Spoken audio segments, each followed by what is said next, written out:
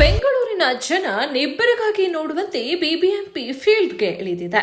ಬೆಂಗಳೂರಿನಲ್ಲಿ ರಸ್ತೆ ಗುಂಡಿಗಳನ್ನು ಮುಚ್ಚದಿದ್ದರೆ ನಿಮ್ಮನ್ನೆಲ್ಲ ಸಸ್ಪೆಂಡ್ ಮಾಡಿ ಬಿಸಾಕ್ತೀನಿ ಅಂತ ಉಪಮುಖ್ಯಮಂತ್ರಿ ಡಿಕೆ ಶಿವಕುಮಾರ್ ಅವರು ಗುಡುಗಿದ್ದೇ ತಡ ಬಿಬಿಎಂಪಿಯ ಅಧಿಕಾರಿಗಳು ಎದ್ನೋ ಬಿದ್ನೋ ಅಂತ ನಗರದಲ್ಲಿರುವ ರಸ್ತೆ ಗುಂಡಿಗಳನ್ನು ಮುಚ್ಚುತ್ತಿದ್ದಾರೆ. ಒಂದೇ ಮೆಟ್ರೋ ಸೇವೆಯನ್ನು ನಮೋ ಭಾರತ್ ರ್ಯಾಪಿಡ್ ರೈಲು ಎಂದು ನಾಮಕರಣ ಮಾಡುವುದಾಗಿ ಭಾರತೀಯ ರೈಲ್ವೆ ಪ್ರಕಟಿಸಿದೆ. ಪ್ರಧಾನಿ ನರೇಂದ್ರ ಮೋದಿ ಅವರು ಇಂದು ಗುಜರಾತ್ಗೆ ಭೇಟಿ ನೀಡುವ ಸಂದರ್ಭದಲ್ಲಿ ಭಾರತದ ಮೊದಲ ನಮೋ ಭಾರತ್ ರ್ಯಾಪಿಡ್ ರೈಲು ಮತ್ತು ಇತರ ಹಲವಾರು ವಂದೇ ಭಾರತ್ ರೈಲುಗಳಿಗೆ ಹಸಿರು ನಿಶಾನೆ ತೋರಲಿದ್ದಾರೆ. ಕೇಂದ್ರ ಕಾರಾಗೃಹದಲ್ಲಿರುವ ದರ್ಶನ್ಗೆ ಹನುಮಾನ್ ಚಾಲಿಸಾ ಕಥೆಯ ಪುಸ್ತಕಗಳನ್ನು ಅಪರಿಚಿತ ವ್ಯಕ್ತಿಗಳು ಪೋಸ್ಟ್ ಮಾಡಿದ್ದಾರೆ. ಅಪರಿಚಿತರಿಂದ ಪೋಸ್ಟ್ ಬಂದಿರುವ ಹಿನ್ನೆಲೆಯಲ್ಲಿ ಜೈಲಿನ ಸಿಬ್ಬಂದಿ ಮೊದಲು ಪರಿಶೀಲಿಸಿದ್ದು ತೆಗೆದು ನೋಡಿದಾಗ ಪುಸ್ತಕಗಳು ಇರುವುದು ಗೊತ್ತಾಗಿದೆ.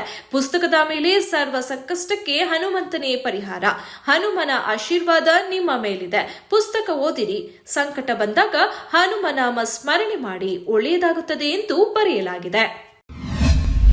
ದಲಿತ ಸಮುದಾಯದ ಬಗ್ಗೆ ಮತ್ತು ಒಕ್ಕಲಿಗ ಸಮುದಾಯದ ಕುರಿತು ಅಶ್ಲೀಲ ಪದ ಬಳಕೆ ಮಾಡಿ ಬಿಬಿಎಂಪಿ ಗುತ್ತಿಗೆದಾರ ಮತ್ತು ಒಕ್ಕಲಿಗ ಸಮುದಾಯದ ವ್ಯಕ್ತಿಯ ಹೆಂಡತಿ ಮತ್ತು ತಾಯಿನ ಮಂಚಕ್ಕೆ ಕಳುಹಿಸು ಎಂದು ಕೆಟ್ಟದಾಗಿ ಮಾತನಾಡಿರುವ ಆರೋಪ ಮುನಿರತ್ನಂ ನಾಯ್ಡು ವಿರುದ್ಧ ಕೇಳಿಬಂದಿದೆ. ಹೀಗೆ ಮುನಿರತ್ನಂ ನಾಯ್ಡು ವಿರುದ್ಧ ಇದೀಗ ಜಾತಿ ನಿಂದನೆ ಮತ್ತು ಕೊಲೆ ಬೆದರಿಕೆ ಕೇಸ್ ದಾಖಲು ಮಾಡಲಾಗಿದೆ.